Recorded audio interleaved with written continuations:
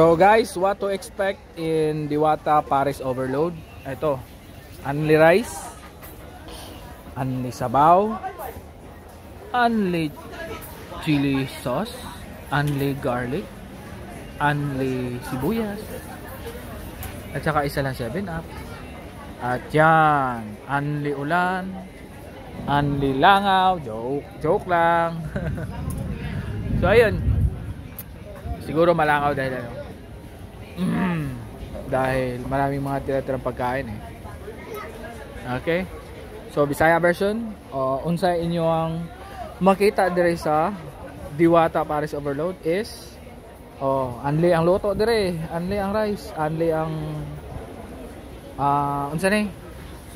Sili sauce. Only ang chicken sauce. Garlic. Only sibuyas. Mana siya da.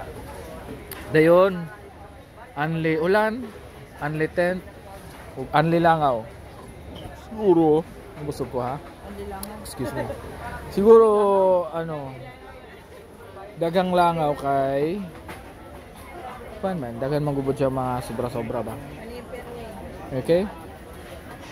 That's it. Thank you.